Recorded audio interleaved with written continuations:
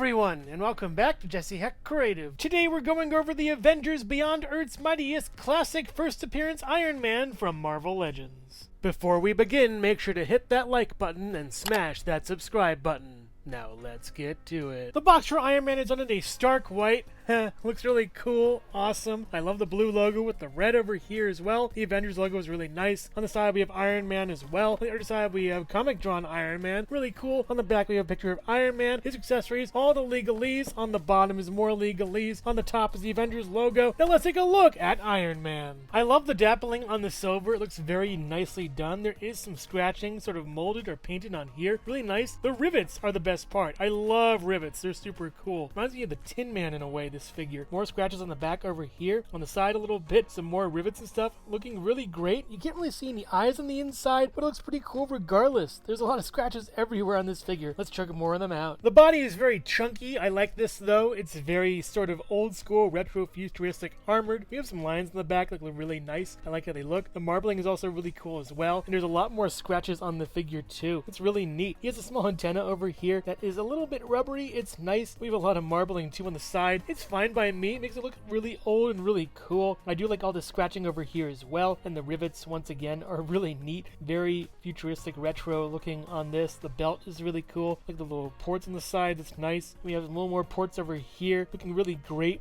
Very armored too. I love this kind of look. It's really neat. Very nice scratching over here. Some joints that look kind of action figure-y, but that's okay by me. Coming to the arc reactor over here, we have some nice paint around it with blue, and then it's white. Very well done. I really like how this body looks. It's super cool. The legs are kind of short, pudgy, very round. Reminds me of the Stay Puft Marshmallow Man a little bit from Ghostbusters. We have more scratching on the legs over there, mostly on the knees, looking pretty cool. We also got some more rivets on the side as well. On the back, it looks kind of action figure-y with these joints over here, but I don't mind that much, and the treads are really neat on the figure as well. I love those. Very nicely sculpted. You would think he would come with hand repulsor accessories that have ports in them, but they don't. They're just kind of plain and weird. I don't get this. Very strange to me. They do have articulations pretty good though, going down and going up. Get some nice swivel. They look great for both sides. Very neat. A lot of scratching on both hands too. Very nicely done on that. He does have jet boosters that can attach to his feet. There are 2 ports on each foot, so you can choose either center or the back version of the ports. It's pretty nice, but the center one is the way to go. It's just way more stable and looks much better. There's a lot of smoke coming from this, so I guess he didn't really figure out how to use clean energy yet. If you really want to put the time and effort into it, you can wrap the smoke around his fingers and then put the blast effect through the smoke,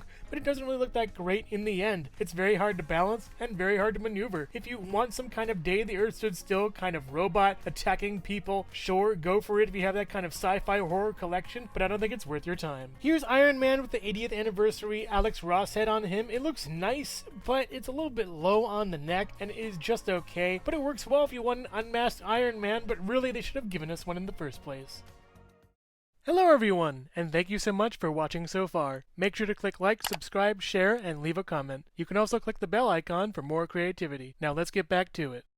As far as articulation goes for Iron Man, the head can go left and right over here, back a little bit, forward a tiny bit, all the way around. Pretty much, it's mostly for tilt. You go up this far and then down and all the way around. You do get a swivel at the arm and then up with a double jointed elbow going this far. Not really that great, kind of crashes into itself. You do have a swivel at the wrist and then up and down for this one, and the same for the other arm. You do get a sort of ball jointed double dumbbell waist that's pretty okay. I'm not sure if these scratches were here before or not, but you go down this far, back this far pretty well. He does the splits really nicely and in. You go up this far and down, all the way back with the double joint knee. Pretty okay on that. A swivel up here. Not really much swivel down here, sadly, with a down and then a up with the feet. Really hard detents on that. You get a pivot over here and 2 peg holes at the bottom of the feet. Actually, 4 peg holes at the bottom of the feet. Interesting enough. Really nice looking figure with good accessories. I don't know if I like how he's scratched so much, but he's pretty neat. Very good figure. Classic Iron Man stands at about 6 1/4 inches tall. And here's classic Iron Man next to my Iron Man kit bashes. We have Tony Stark in a suit and Tony Stark in a partial Iron Man suit, looking really nice next to this new one. I really like how it looks, even though it's very chunky and pretty old school looking. And also here's Jesse Hecht Creative. So you guys want to be in a band? Overall, I am Iron Man.